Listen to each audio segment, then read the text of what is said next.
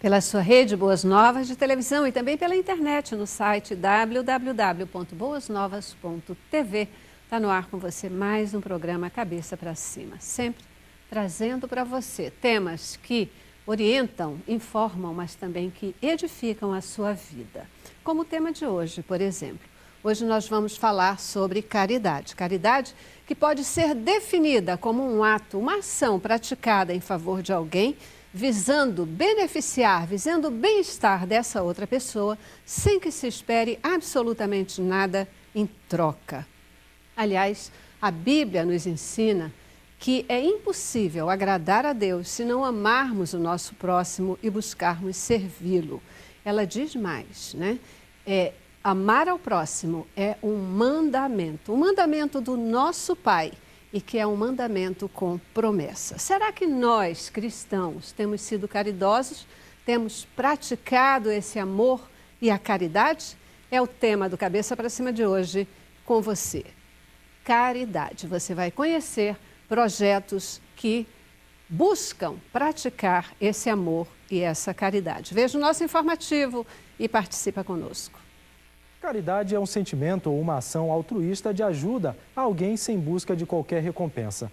Essa prática é notável indicador de elevação moral e uma das ações que mais caracterizam a essência boa do ser humano, sendo, em alguns casos, chamada de ajuda humanitária. O cristianismo afirma que caridade é o amar ao próximo como a si mesmo. A vida de Cristo expressa seu amor por todas as pessoas, se entregando pela humanidade. Caridade é o puro amor que o Salvador Jesus Cristo tem. As Escrituras dizem que ela vem do coração puro. É possível ter esse amor quando, de coração, expressamos preocupação e solidariedade genuínas por todos os nossos irmãos. A Bíblia ensina que caridade consiste em ajudar os necessitados, sejam eles nossos amigos ou não. Mesmo que cuidem deles, se não tiverem compaixão, não terão caridade. Uma forma de tornar-se caridoso é estudar a vida de Jesus Cristo e guardar seus mandamentos. É preciso ver o que ele fez em certas situações e fazer as mesmas coisas quando se estiver passando por algo semelhante. Isso aí, você já viu o nosso informativo, ele confirma conceitos que a gente quer desenvolver aqui hoje. E é isso, a gente vai conversar com você sobre caridade. E para embasar o que a gente vai falar, queremos apresentar para vocês também gente que tem agido, que tem atuado, que tem levado esse amor de Cristo até os nossos irmãos, até pessoas necessitadas. Recebo aqui no estúdio o pastor André Santana, ele que é pastor da Igreja Batista em Redenção. Ele também é psicólogo e participa do projeto Vieira Viva, que atende comunidades carentes. Muito obrigada, pastor, por estar aqui com a gente. Um prazer estar aqui com vocês, participando desse momento tão significativo em que a gente pode refletir sobre um tema tão necessário para a vida da comunidade da fé. Pois é, será que a gente está deixando de ser caridoso, pastor? O ser humano está esquecendo a caridade? Me parece que a gente tem uma inclinação no momento social que a gente vive, sob o efeito de elementos tão importantes para o mundo como a globalização, de um retorno cada vez mais importante para si mesmo, né? E essa preocupação exacerbada com os seus alvos, os seus objetivos, aquilo que você quer para si, o seu próprio bem-estar, acaba por fazer, às vezes, a gente perceber o outro não como um companheiro de jornada, mas tantas vezes como um adversário que impede a gente de chegar onde queremos. Verdade, isso aí. Também acho, viu, que é um sentimento forte, a individualidade, né, que aparece nos dias de hoje. É por isso mesmo que a gente quer falar hoje sobre o outro, um pouquinho mais sobre o outro. Também conosco a Davina Cardoso. Davina, ela já tem estado aqui com a gente em outros momentos, ela que é assistente social, também pastora da Igreja Betânia, Igreja Batista Betânia, aqui no Rio de Janeiro. Ela também é presidente da ONG Centro de Cidadania e Atividades Sociais. Obrigada por responder sempre aos nossos convites, viu?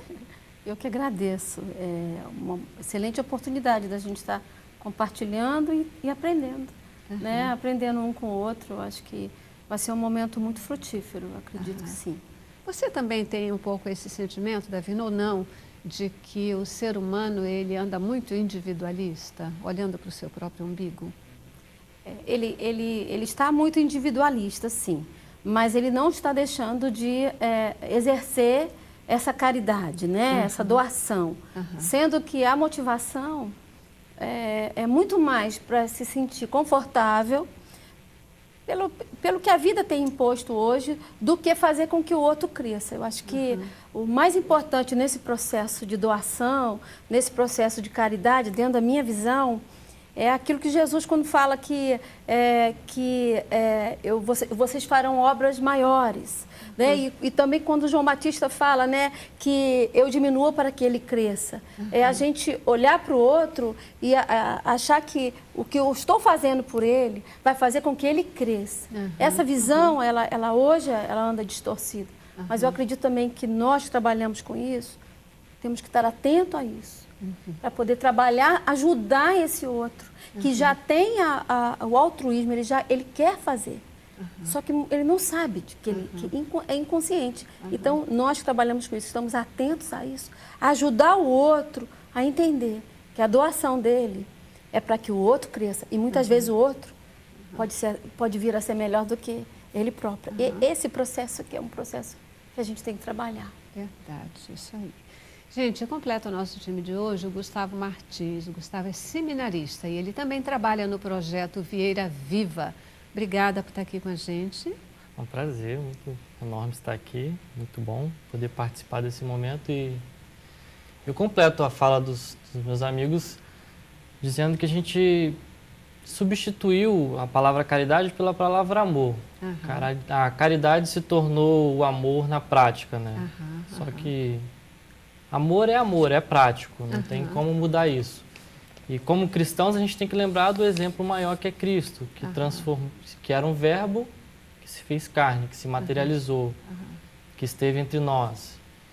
E o que me parece é que a gente usa essa palavra amor no contexto só da fala. E a gente acaba não agindo. E aí, para substituir o amor, a gente usa a caridade. Acho que a gente deve... Caridade é um conceito importante, mas eu gosto de pensar isso como amor.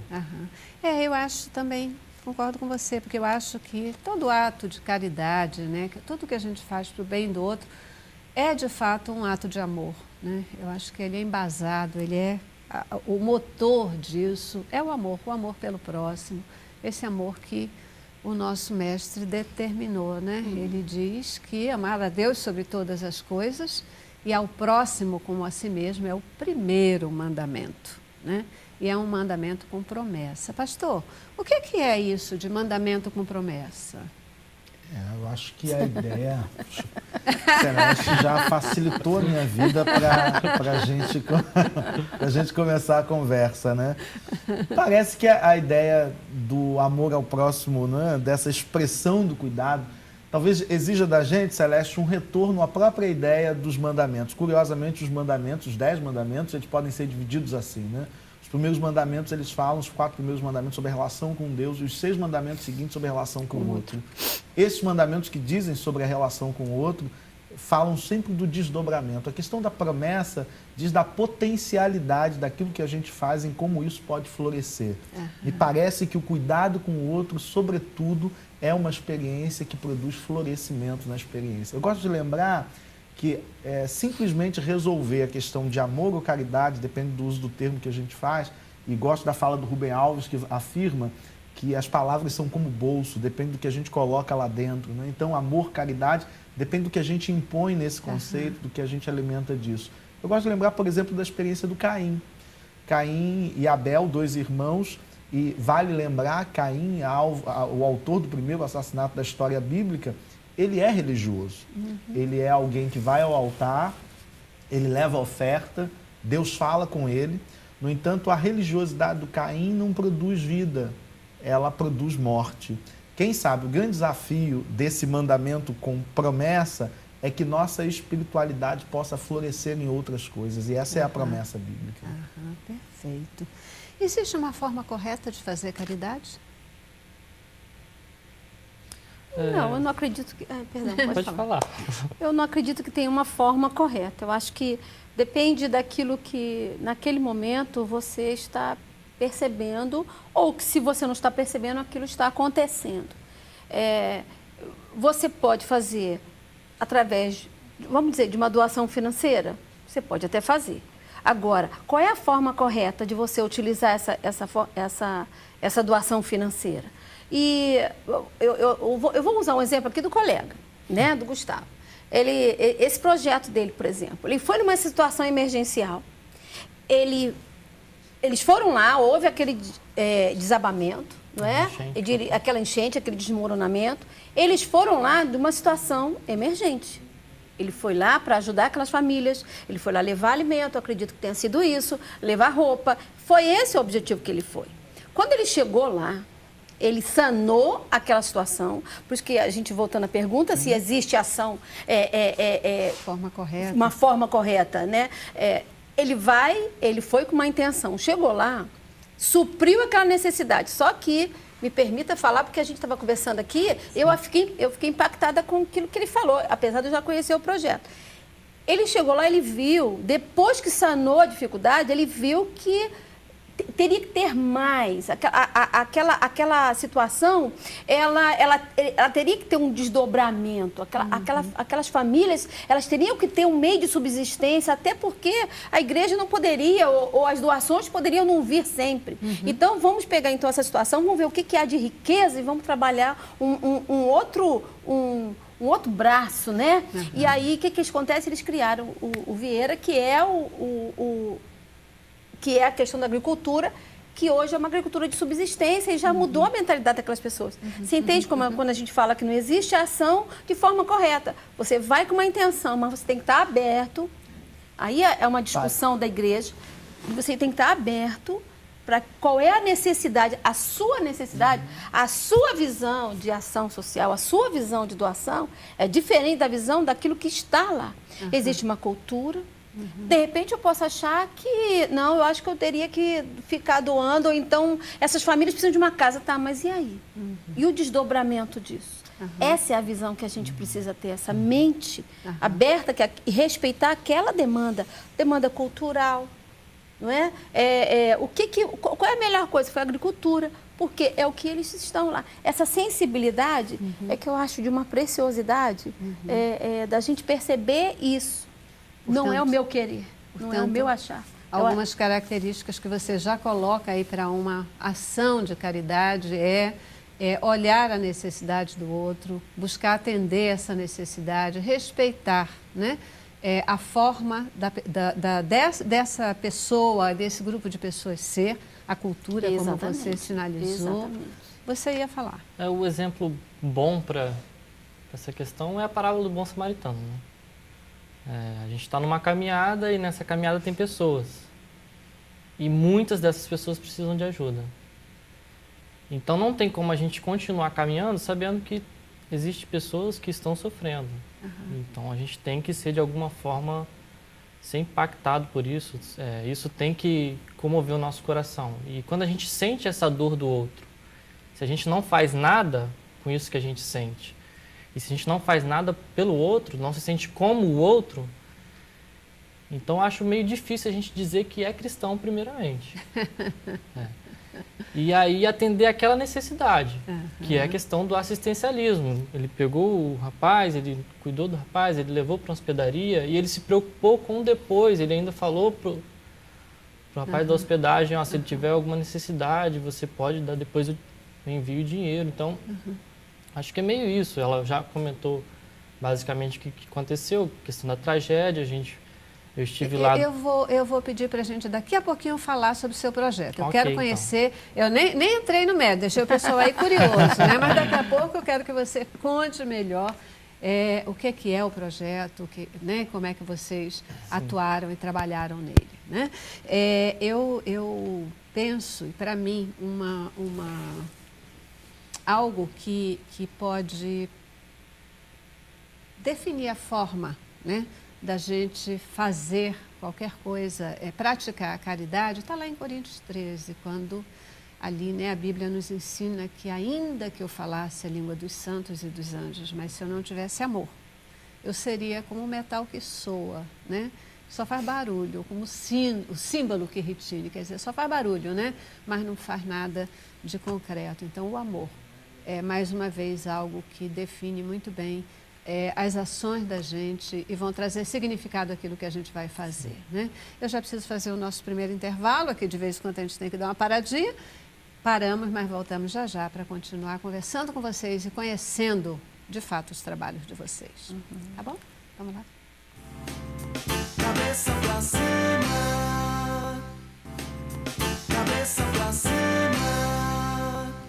Pois é, hoje a gente está aqui conversando com você sobre caridade, trazendo uma pergunta. Será que nós, cristãos, temos sido caridosos? Será que a gente pode ser considerado como um exemplo ou como um parâmetro de pessoas caridosas?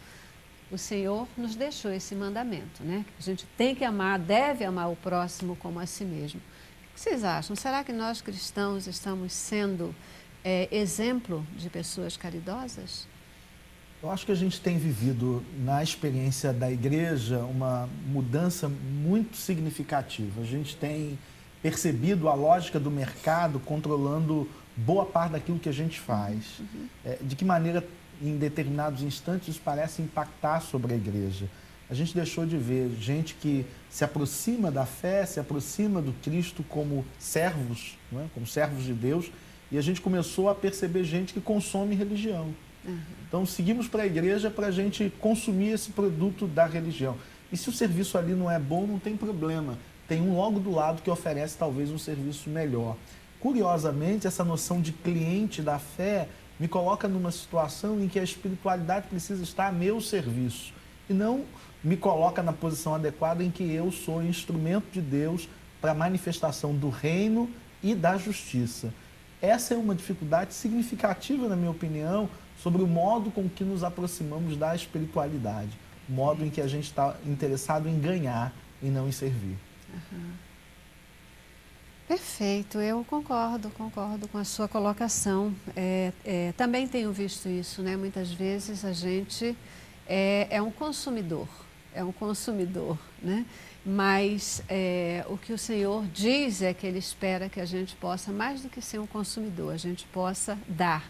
É impressionante, né? Quando a gente olha, vocês já falaram aqui, quando a gente olha o tempo que Jesus esteve entre nós, a gente vai ver como que Ele agia o tempo todo, se preocupando com o outro, né? Restaurando, resgatando, curando, fazendo com que o outro tivesse uma vida digna, tivesse a sua saúde restaurada, tivesse a sua alma restaurada. E talvez esse seja o grande legado mesmo do Evangelho, né? Um Evangelho que restaura, um Evangelho que ele assim, ele é restaurador. Mas eu acredito que isso que está acontecendo hoje, né? Esse grande movimento, né, de missão integral, esse grande movimento de questionar mesmo o papel da igreja diante esses flagelos, acho que é um incômodo que eu acredito que veio do Espírito mesmo, veio do coração de Deus, para que a gente possa retomar aquilo que é Evangelho. Acho que todo esse flagelo da igreja hoje que está acontecendo, acho que isso aí eu ouso, né? Não sou teóloga, mas eu ouso dizer que é algo que Deus está proporcionando, sim, porque nós estamos vendo e há uma cobrança da própria sociedade para isso. A sociedade ela questiona o papel da igreja. Nós temos uma comunidade em frente à nossa igreja que hoje nós fizemos uma pesquisa, o Marco Zero, uns 5 anos atrás. Nós tínhamos aí 5.000 famílias. A nossa igreja é uma igreja muito grande, tem 2.000, 2.500 membros, mas eu posso dizer que 5 ou 10% seria daquela comunidade, a membresia seria daquela comunidade. Tem uma característica diferenciada por conta da característica da palavra, da abordagem do pastor Neil, mas aquela igreja, ela está ali, é uma igreja que ela muito bem estruturada, e o que nós fizemos? Vamos impactar a comunidade, independente da membresia. Vamos fazer algo. Nós estamos aqui por quê? Para quê? Né? E aí começamos a mudar essa visão e vamos buscar essa comunidade. Foi aí que surgiu o projeto social. Na realidade, o nosso projeto social, ele não a igreja, ela passa a ser abençoadora. né? Ela está ali como um papel de abençoadora. E a igreja propicia isso. Então, não necessariamente aquela comunidade ela vai frequentar a nossa igreja. Não necessariamente aquela comunidade está pronta para receber ela vai receber o evangelho, mas ela não está pronta a responder isso. Mas nós estamos fazendo aquilo que nós temos que fazer. Então, acho que esse endurecimento, muitas vezes, do coração e a sociedade cobrando isso da igreja. Eu acho que Deus permitiu isso sim, porque já era tempo da gente sair, tirar as paredes do templo e começar a sair e fazer aquilo que Jesus faria. E o tempo inteiro, Jesus, quando curava, ele dizia, vai. Né? E hoje, muitos de nós queremos assim, eu vou encher a minha igreja, né? Eu fui procurada por me permita compartilhar rapidamente isso, eu fui procurada por uma senhora, alguns anos atrás, que ela queria fazer uma ação social, o pastor deu um terreno do lado da igreja para ela fazer um projeto de ação social. E ela foi lá, porque ela ficou sabendo que nós já somos uma ONG, né? Então, ela queria saber como fazia isso. E ela disse assim, pastora, eu vou encher a minha igreja de pessoas, porque eu vou ganhar aquelas pessoas todas para Jesus, que elas vão vir para a ação social. Aí eu falei, querida, isso não é ação social. Ação social é você amar e fazer com que o outro cresça. É você dar oportunidade para que o outro opte, saia daquele processo de escravidão que ele vinha. Você pode levar pessoas para a sua igreja? Pode. Mas você pode encher a igreja do vizinho.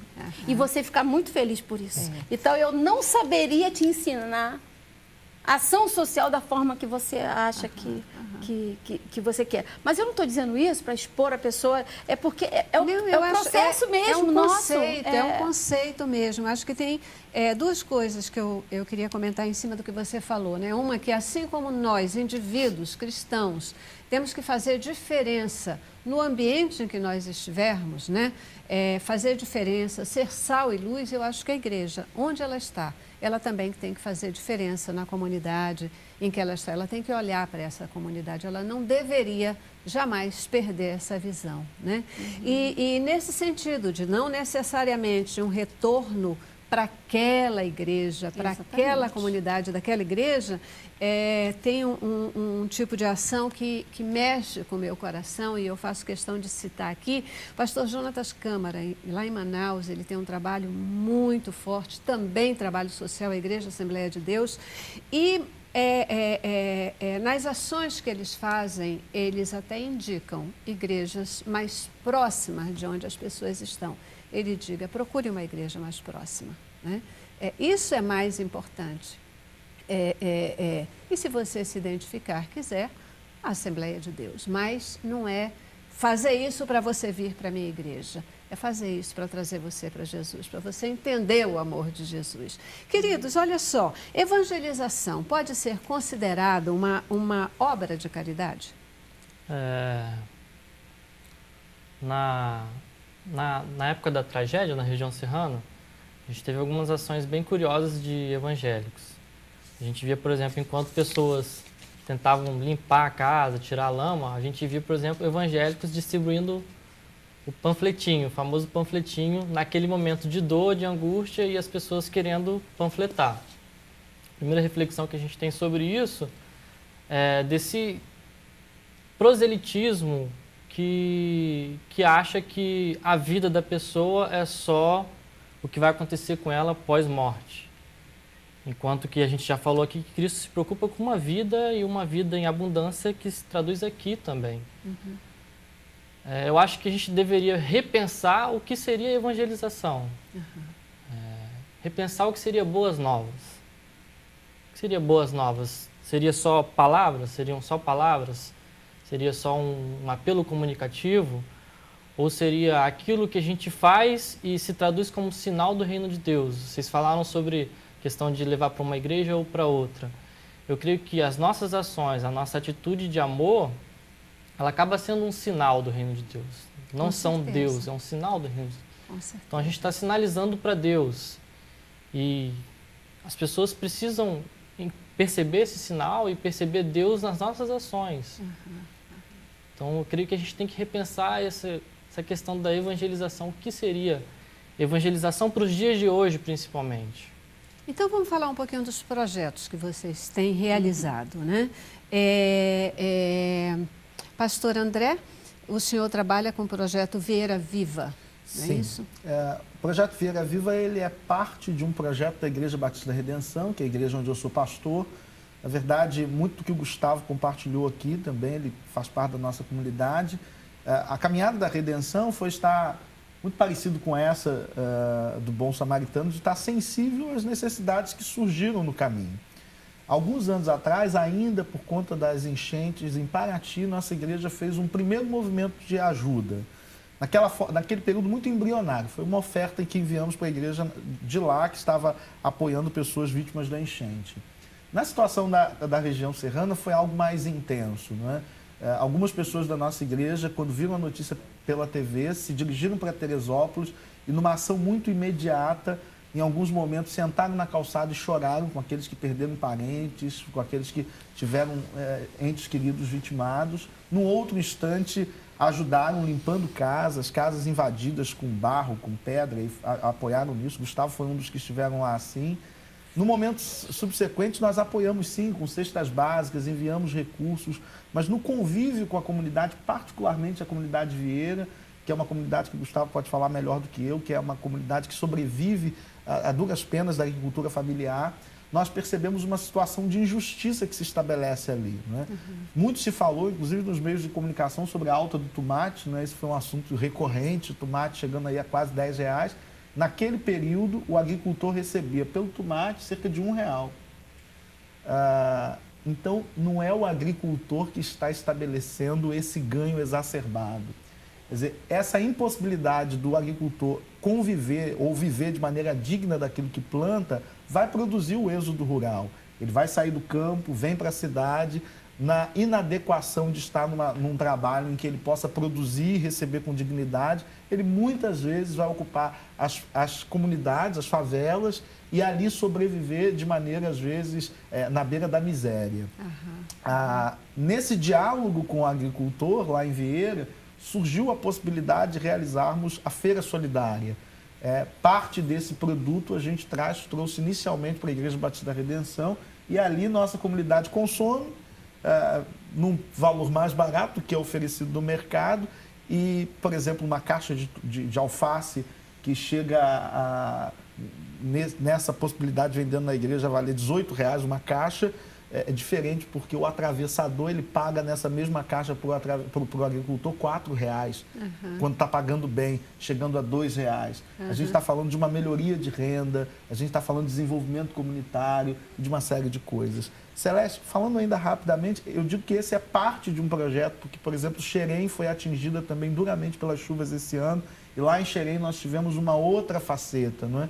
Eu sou psicólogo, nós reunimos um grupo de psicólogos da igreja, que hoje é um grupo que tem pensado a realidade de um fórum, da gente refletir as práticas da psicologia em situações de tragédia, e lá nós fizemos atendimento de crianças, participamos a partir de um viés da psicologia social, sim, da formação de um grupo, atendemos cerca de 70 das 350 famílias vitimadas que ainda não foram contempladas pelo Estado, nem com casas, nem com a ajuda apropriada para essa hora. E há 3 semanas atrás eu tive a alegria de estar conduzindo a reunião que fundou a Associação de Vítimas das Enchentes em Xerém para tentar lutar por mais dignidade. Bom, esse é um outro projeto, tem uma outra característica diferente de Vieira, mas que está falando ainda da mesma coisa, de apoio para essas situações que no caminho enfrentaram perdas, sofrimento, e que a comunidade, a igreja, pode fazer alguma coisa por elas. E a gente está falando de caridade, né, pastor? Algo que são ações que vão lá para alavancar essa comunidade. E o senhor deu exemplos aí da igreja atuando, a igreja através dos seus membros, né? Portanto, pessoas envolvidas, pessoas que se mobilizam para cuidar fisicamente de pessoas e cuidar espiritualmente, cuidar da alma das pessoas também, né? Os trabalhos psicológicos, e isso pode fazer muita e muita diferença, né? É a igreja em ação. Eu já preciso dar uma nova parada, pastor, né? Aqui não tem jeito, a gente precisa parar. E eu volto ainda para a gente falar do projeto Vieira Viva, tá bom? Vamos lá. Cabeça pra cima, cabeça pra cima. É isso aí, queridos. Existe um ditado popular que diz que a melhor maneira da gente falar é fazendo, né? A ação, ela mostra e diz muito mais do que palavras, simplesmente, né? E é por isso que hoje, ao falar de caridade, a gente quer trazer e mostrar para o público ações concretas de que o povo cristão vem realizando. No cumprimento do mandamento de Jesus de amar o próximo como a si mesmo. Eu acho que ações como as que vocês estão realizando, elas mostram isso. Antes de eu voltar para o Projeto Vieira, né, vamos conhecer um pouquinho do trabalho realizado também pela ONG Centro de Cidadania. O que é essa ONG, Davina? A ONG, ela nasceu de um desconforto muito grande do pastor presidente, né, do pastor Neil Barreto, de que a igreja, pela sua magnitude, pelo seu tamanho, deveria fazer algo para aquela comunidade. Inicialmente, nós começamos, havia doação de cesta básica. Quando eu assumi, em 2007, pela característica de ser uma assistente social, eu aproveitei aquela ideia da cesta básica. Então, nós atendíamos em 2007, 2008, atendíamos uma média de 80 famílias. E dentro dessas 80 famílias da comunidade que nós atendíamos com cesta básica, nós fazíamos grupos de atendimento, fazíamos atendimento individual, visita domiciliar e um trabalho de construção de grupos. Bom, a partir dali, nós começamos a identificar quais os projetos que a gente deveria estar desenvolvendo naquela comunidade. Porque o grande problema é que, assim, eu acho que a igreja deve fazer corte e costura. Eu acho que a igreja deve fazer um curso culinário. E aquilo não atender aquela comunidade. É uma expectativa sua, uma ideia sua, e aí é tão frustrante. Por isso que muitos projetos não vão à frente, porque você se frustra, porque aí você vai dizer que a comunidade não quer. Não é que a comunidade não quer. A demanda, a necessidade, ela tem que fluir da comunidade, por uma questão cultural, daquilo que a gente estava conversando antes. E nós pegamos de modelo essas 80 famílias e começamos a atendê-las. Nisso que nós atendemos, nós identificamos famílias onde as mulheres eram os chefes de família, as mulheres eram as provedoras, baixa escolaridade, muitos filhos, múltiplos parceiros. Então, o que nós fizemos? Bom, essa mãe, ela não pode trabalhar fora, porque ela vai deixar esses 8 filhos com quem? E aí começamos a trabalhar com ela quais as habilidades que ela tinha. Aí, com isso, surgiu curso de manicure, pedicure, cabeleireiro, depilação, design de sobrancelha. Começamos a trabalhar esses pequenos cursos para que essas mães pudessem se tornar independentes financeiramente, para que pudessem suprir. Paralelo a isso, nós trabalhávamos com essa criança. Identificamos crianças fora da escola, identificamos crianças de baixa escolaridade, identificamos crianças desnutridas. Então, e crianças ociosas, consequentemente. Criamos um projeto de esporte, criamos um projeto para déficit de atenção, porque o reforço escolar é uma concepção minha.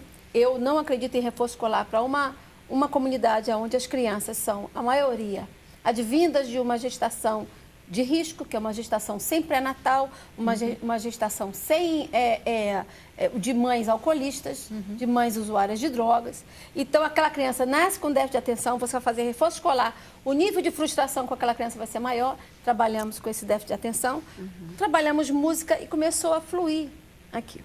E quando nós descobrimos, por exemplo, o projeto ele tem ensaios e erros, né? Na psicologia fala muito sobre isso.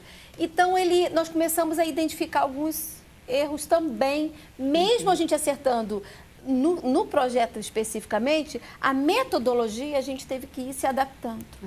E aí nós começamos a fazer o curso cabeleireiro, durava 1 ano? Não dá. Uma demanda que não tem 1 ano para esperar, para poder se manter. Vamos sucumbir a esses cursos, vamos fazer curso de 5 meses, até pela característica daquela mãe, ela não tem tempo, ela não vai ficar estudando 1 ano, não é o perfil dela. E começamos a fazer o trabalho adaptável.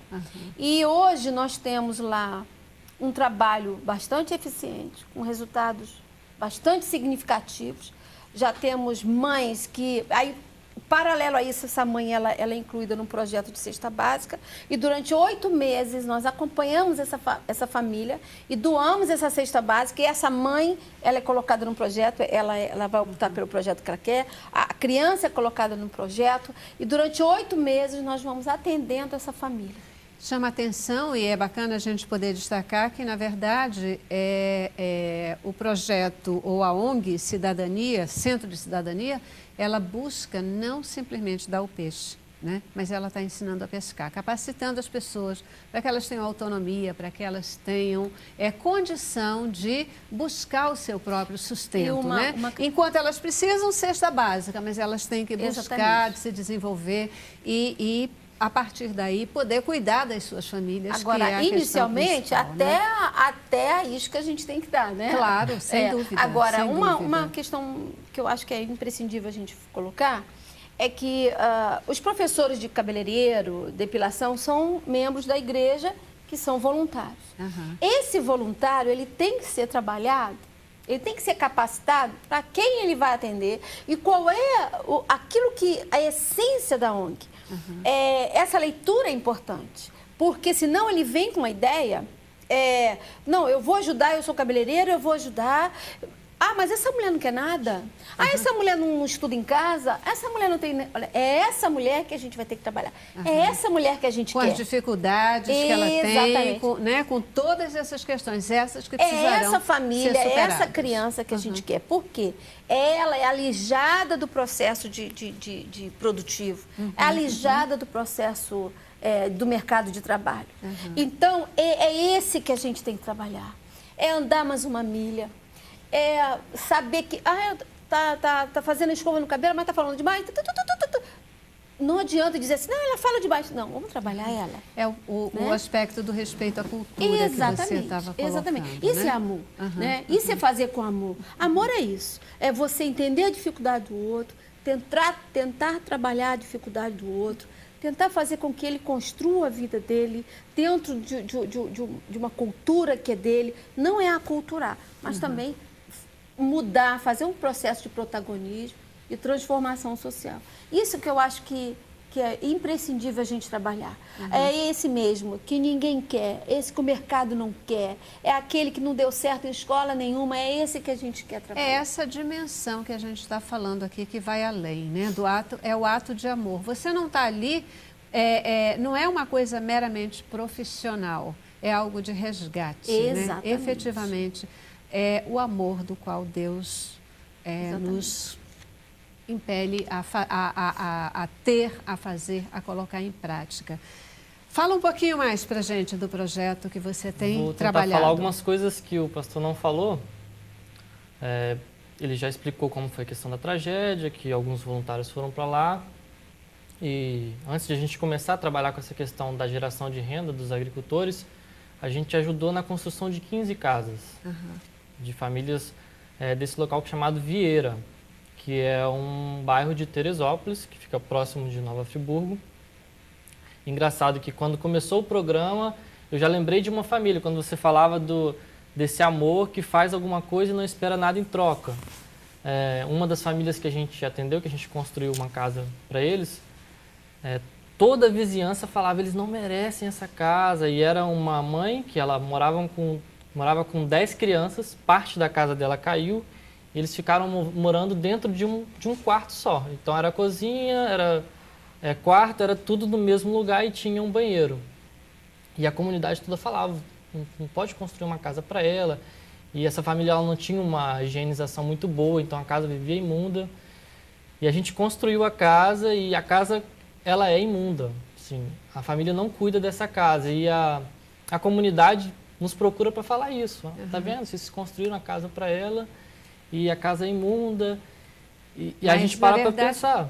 Mas Deus, quando Ele mandou o seu Filho para morrer na cruz pela gente, quem disse que nós merecíamos? Exatamente quem essa disse questão. Que nós merecíamos, né? Quando nós se não fala em amor, quando se fala em amor, as pessoas associam com merecimento e não tem de nada forma errada. E se fosse pensar nas crianças, tinham crianças de 1 ano até 8 anos e depois alguns mais velhos. Então, as crianças também não têm culpa disso. Aham. E eles continuavam morando na beira do rio, então a gente conseguiu tirá-los da beira do rio. Então, importante foi para o projeto a ida do Lucas, que também é um membro da nossa comunidade, que ele é missionário da Jocum, e ele começou a morar nesse lugar, para entender a comunidade, para saber dos problemas, para saber das Nossa, que dificuldades. legal, hein, Gustavo? E eu, como estudava, eu ia só aos finais de semana para ajudar nessa construção e geralmente levava alguns voluntários comigo. Então, nesse trabalho de construção, a gente não só conseguiu recursos, mas a gente também ajudou na obra. Então, esses voluntários foram, de certa forma, também conscientizados sobre essa situação. E a partir desse contexto, desse convívio com essas famílias, a gente percebeu a situação da injustiça social. Do atravessador que explora o agricultor, que, por exemplo, o cheiro verde que a gente compra R$1, o agricultor ganha 12 centavos. O projeto Vieira, portanto, ele também busca dar ferramentas, desenvolver a comunidade para que ela tenha vida própria, para que ela consiga se sustentar. Sim. Essa é a essência. O que a gente estava conversando antes, é que a gente sai do assistencialismo, que é esse primeiro momento de construção de casa, de cesta básica, e a gente parte para o desenvolvimento comunitário, que é fazer com que essa comunidade possa se desenvolver e entender a situação deles. Então a gente começou a trabalhar com essa questão da geração de renda, que é a Feira Solidária, que além de gerar a renda mesmo para os agricultores, tem famílias que ganham R$700 a mais por mês a partir da Feira Solidária. A gente atende hoje 15 famílias num local que a gente mapeou e que tem cerca de 900 pessoas, 300 famílias. E a gente só consegue atender 15 por enquanto. Então, a gente está fazendo esse trabalho e a gente começa a perceber outras coisas. Por exemplo, as crianças, elas são afetadas pelos agrotóxicos que eles usam. Então, a gente tem um projeto agora, uma escolinha de futebol chamada Gol do Futuro, que é uma parceria com a Jocum também. E a gente atende 50 crianças aos sábados para tentar trabalhar essas questões com eles também. E mais do que simplesmente tentar consertar algo que está errado, o exemplo do próprio Cristo, né? Porque ele não chegava para resolver o problema, ele tocava na pessoa, ele conversava com a pessoa, ele ouvia o sofrimento da pessoa. Então, o nosso trabalho tem um pouco disso, ouvir o que as pessoas estão sentindo, sentir junto com eles, chorar junto com eles. Esse ano, por exemplo, no começo do ano, morreram 2 pessoas com problema de alcoolismo. Então, lá é um problema muito vigente porque não tem um local de lazer, não tem um centro de cultura, não tem nada que eles possam desfrutar, então acaba sendo o bar o lugar que eles têm. Então, a gente tem esse problema para resolver e a gente trata isso já com as crianças. Um ponto assim muito interessante é que já é perceptível, né, que o trabalho, a gente estava falando aqui, né, da igreja, muitas vezes, o indivíduo voltado para si mesmo nos tempos atuais, mas o trabalho que as igrejas, que os evangélicos vêm realizando, o trabalho social, ele já começa a ganhar destaque e a ser percebido como algo importante, como um aliado, né, do próprio governo, para ajudar, para minimizar o sofrimento e trazer bem-estar às pessoas. Isso é amor, né? Isso é a gente divulgar o amor, isso é caridade, né? E caridade na essência daquilo que Deus efetivamente nos ensina. A gente já vai para o nosso último intervalo aqui, né? Quando a gente voltar desse intervalo, a gente volta com boa música, né? E hoje a gente vai vir com a boa música do Adriano Darpério, nos abençoando logo nesse retorno. Vamos lá. Cabeça pra cima.